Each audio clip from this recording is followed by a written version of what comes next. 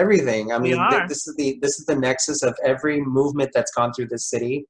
And you, Campus Rec has history there Yeah. in being leaders and innovators. So it's amazing to hear that, and it's amazing to know that there's so much work to be done, but it's stuff that it's in the Campus Rec blood.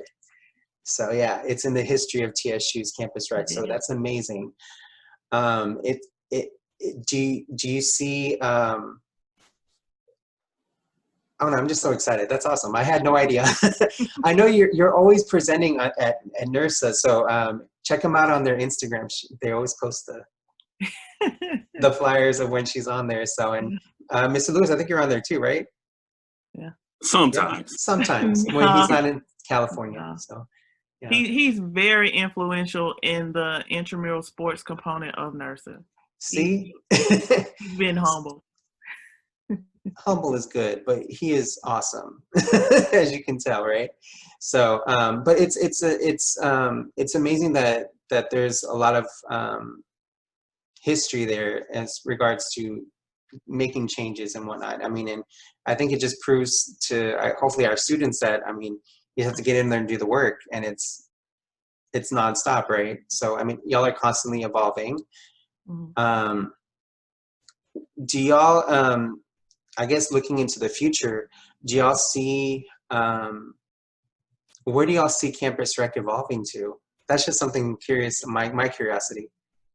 What do y'all see? What's the next frontier for Campus Rec? Is it esports? Is it?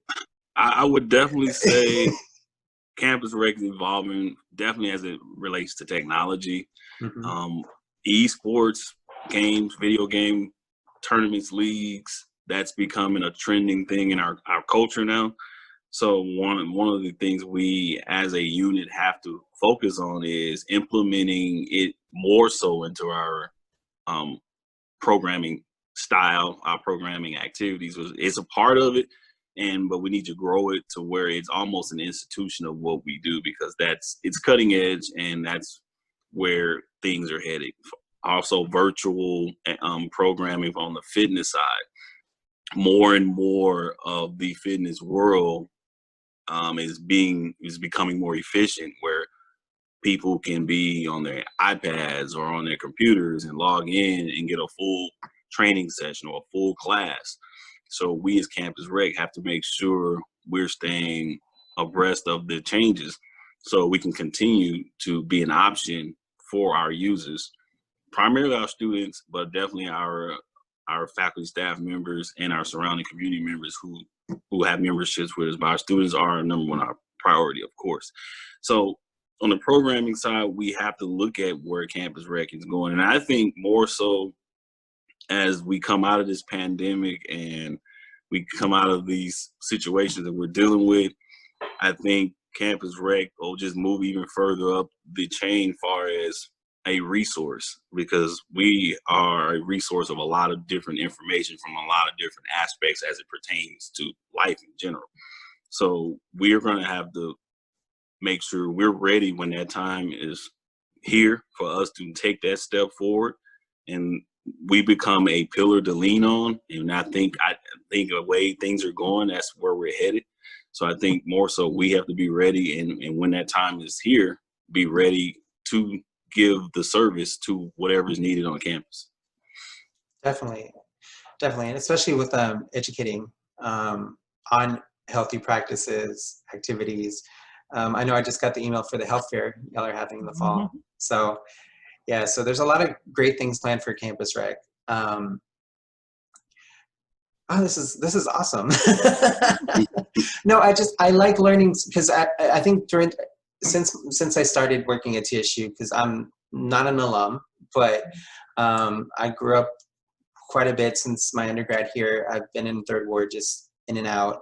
And TSU always felt like home. And, you know, all of us, if we're not alums, we all chose to be here. You know, we want to be here at TSU. So it's awesome to hear the history, because unfortunately, it's not told. It's not known. It's not told often. And especially if you're on the outside looking in, you're definitely not told. Yeah. I keep repeating the story of the student that applied to DUT Law School. I get his name wrong all the time. Keenan Sweat. Mm-hmm. And yes, Mr. Sweat. So he, his story, as we know it, is his story here, how TSU was founded. But then somebody heard the story that I told. Then they were from UT, and they're like, UT doesn't tell it that way. It's like, that's not what happened. I was like, yeah, it is. So it's important to hear all this history. It's amazing to hear that how everything that's kind of tying in now with activism, it's hopefully going to filter and funnel through Campus Rec to kind of do self-care, and also to just really re-energize students, because everyone needs the heart and soul and the mind, right, to keep on fighting, right? Yeah. Need an outlet. You do need an outlet. And I think that's I think the key for a lot of students. I know a lot of our students are non-traditional in the sense that that life happens and work. People have kids. People may be older or other situations, and it's important for them to still have an outlet, right? They still need to kind of find their connection on campus. So, and hopefully, if it's not with ODEI, they can go work out on Campus Rec, right? Yeah. No, this has been an amazing discussion. I think those were all my questions. I know the couple of questions that I had from students was, what's coming up in the fall? How is it going to look like with COVID? And I think that's the question with everybody. But I think y'all answered it. Y'all are going to be following all the protocols necessary. Yeah, we're preparing the facility. Plexiglass, all the safety precautions, we're gearing up. We've developed an extensive reopening plan. Safety is top priority in everything that we do, so that's key. But we're planning, and hopefully we can open them doors for you all. Oh, my one question: is the pool going to be open? We're planning. We're hoping it. Okay. we're working. We're working on it. No, because I started right before the pandemic. I started swimming lessons, so I was like, I'm going to use it one day. So I know how to float like a dead body right now, face down.